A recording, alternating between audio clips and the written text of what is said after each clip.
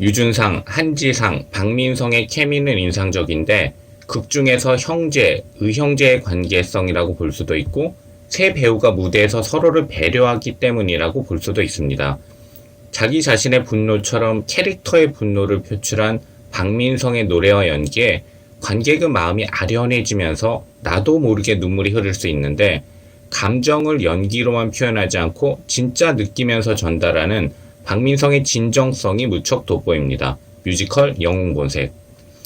공연 읽어주는 기자 천상욱입니다. 난 왜 저항하지 못했나? 상처받지 마라. 취향일 뿐이다. 심리학 책 2권의 저자이고 전자신문 계열사 전자신문 엔터테인먼트 문화예술 담당 기자입니다.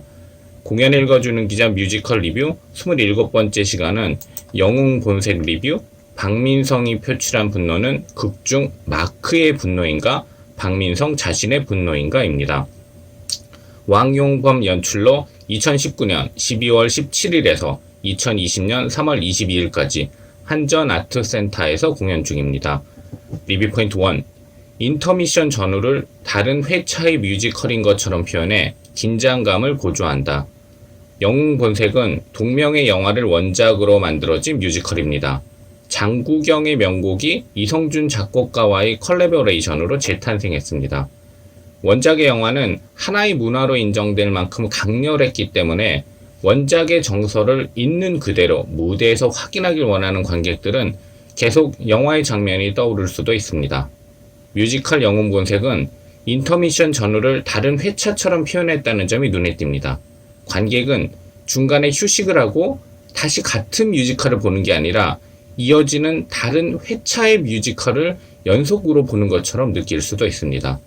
인터미션 후에는 제1부의 인터미션 전의 장면을 반복하면서 숨겨진 이야기를 더욱 자세하게 펼치면서 제2부 공연이 시작됩니다.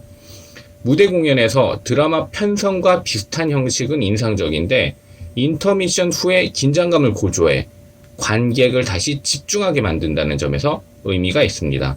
리뷰 포인트 2. 유준상, 한지상, 박민성, 세 남자의 케미.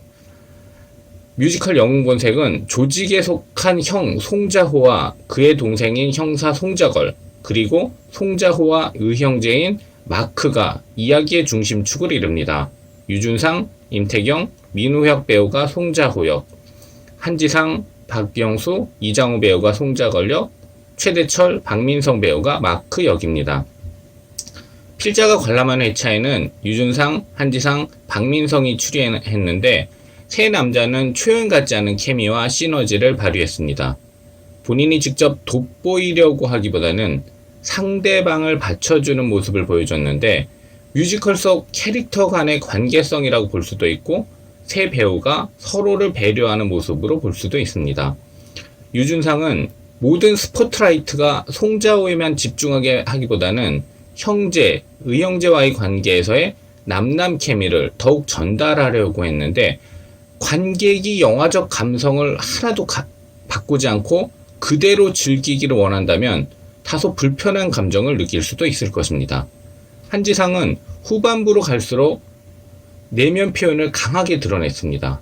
극 중에서 캐릭터가 성장해가는 모습을 보여줬다고 볼 수도 있고 캐릭터 간의 갈등 관계가 혼자서 견딜 수는 없을 정도로 커진 것을 표현했다고 볼 수도 있습니다. 리뷰 포인트 3. 박민성의 입체적인 내면 표현.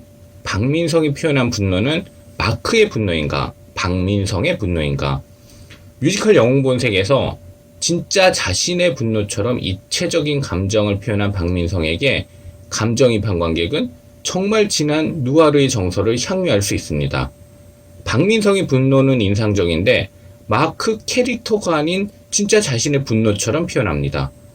뮤지컬 배너에서 메셀라 역을 소화할 때도 박민성은 억눌린 감정을 분노로 표현할 때의 절절함에 진정성을 전달했었는데 영웅본색에서도 분노의 감정을 디테일하게 표현했습니다.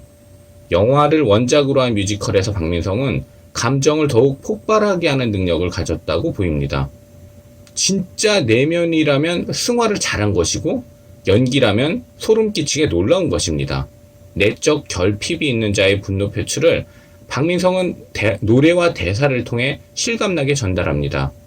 관객이 이어지는 감정선을 유지한 채 박민성이 부르는 노래를 듣고 있으면 나도 모르게 눈물이 나는 이유이기도 합니다.